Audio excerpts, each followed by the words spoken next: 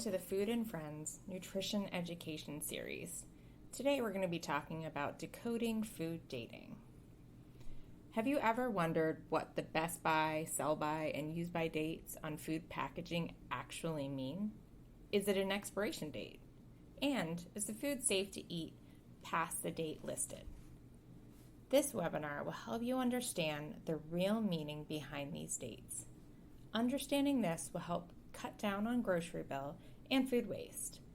Today we'll also be discussing proper storage for many of the items you receive from Food and Friends, as well as different ways to identify spoilage.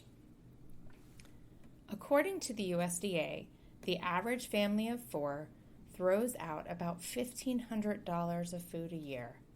With rising food prices lately, that figure is likely to be even higher. Knowing how long and how to properly store food that you've already bought will help cut down on food waste and save you money. Let's dive into product dating itself. Are product dates legally required? That depends on where you live and the product. For example, no matter where you live, baby formula is required to be sold by the date listed on the package. This is because nutrients in the baby formula lose their potency after a certain period of time. Otherwise, the rest of product dating is regulated state by state. For example, Maryland only requires dairy to be labeled with a sell-by date, and it is prohibited to sell milk past this date. Virginia requires dairy and shellfish to come with a product date.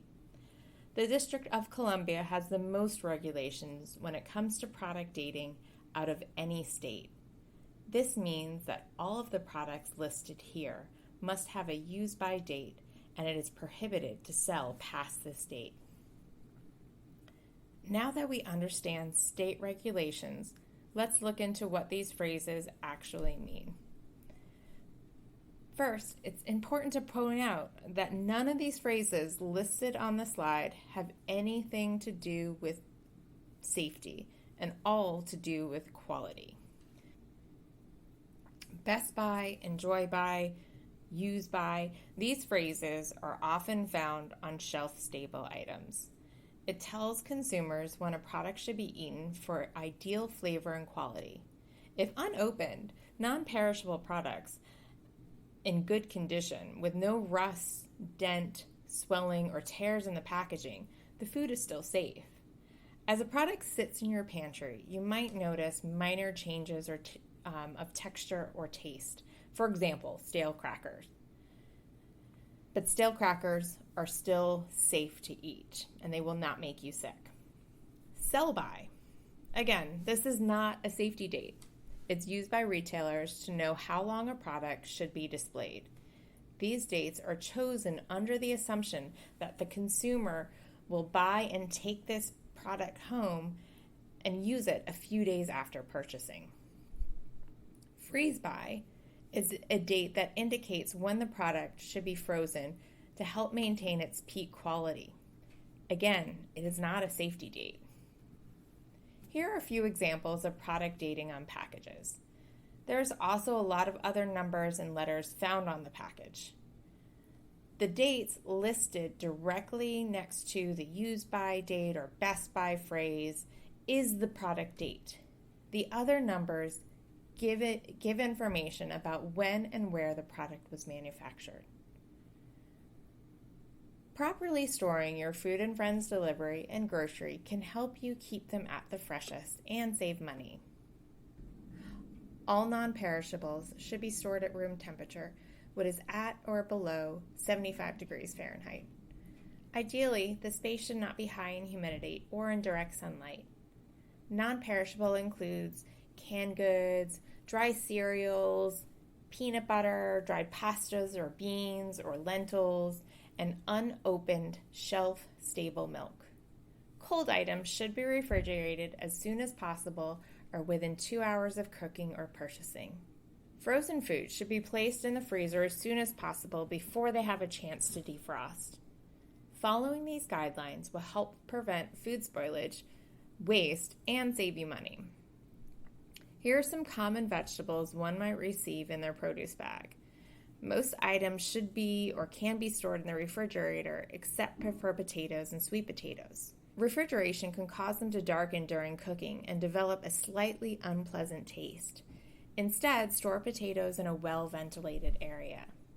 Fruit is a little bit more flexible and can be stored at room temperature or in the refrigerator depending on its ripeness and when you plan to eat it. For example, if a pear is fully ripe, but you don't plan to eat it for several days, store it in the refrigerator. When storing fruits in the refrigerator or at room temperature, it is important to be aware of ethylene-producing produce. What's ethylene? Ethylene is a gas released by some fruit and vegetables that cause produce to ripen faster. Ethylene producers include apples or bananas, pears, and tomatoes, just to name a few. This is why storing apples with bananas can make everything ripen faster and go bad if you don't keep an eye on it. So to avoid this, do not store the produce in the same bowl or on top of each other. You want to store them in a well-ventilated area. Keeping track of all this information that we've talked about can be really tricky. FoodKeeper was developed by the USDA to help understand food and beverage storage. It is both an app that can be downloaded on a smartphone as well as a website that can be pulled up on your computer. By using it, you can help understand proper storage and how long food is safe to eat. For example, cooked rice should be refrigerated within 1 hour of cooking, and it can be kept refrigerated for up to 3 to 5 days. When reheating it, make sure to heat the rice to 165 degrees. If you don't have a thermometer, just make sure to heat it until you see the rice steaming. Fruit and Friends meals and soup should be refrigerated or frozen immediately upon receiving them. If stored in the refrigerator, they should be cooked and eaten within 3 to 4 days. If you're not planning on eating a dish for several days, keep it in the freezer. A day before you plan to eat it, take it out of the freezer to defrost in the refrigerator overnight and then heat in the microwave. It is important to not defrost meals or any frozen food at room temperature. This can allow bacteria to grow and flourish. When storing leftovers, it's important to cool them and refrigerate them within 1 to 2 hours. Within 1 hour if you have a compromised immune system. Once refrigerated, they will keep for about 3 to 4 days and should be reheated again to above 165 degrees Fahrenheit. Remember, if you don't have that thermometer, heat the food until you see it steaming.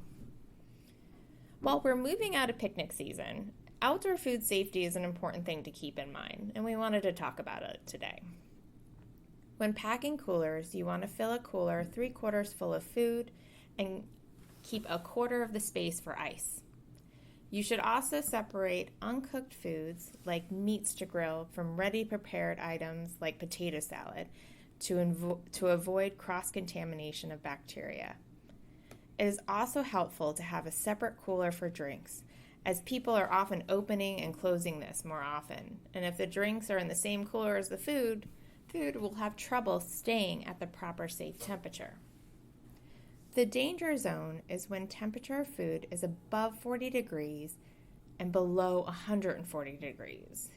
It's called this because when food is in this range, it is the perfect environment for bacteria to grow, party, and flourish.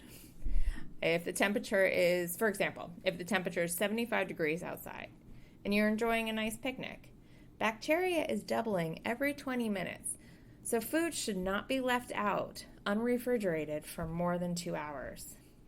If the temperatures outside are above 90 degrees, do not leave the food out for more than an hour, as bacteria can grow rapidly in this temperature. Knowing the signs of food spoilage will help keep you and your family safe. Look for changes in color and texture of food. If there's an undesirable odor, the food is no longer safe to eat and should be disposed of. Another sign of spoilage is swollen containers. For example, sometimes you might find a forgotten container of our prepared soup at the back of your fridge, and notice that the top is starting to bulge a little.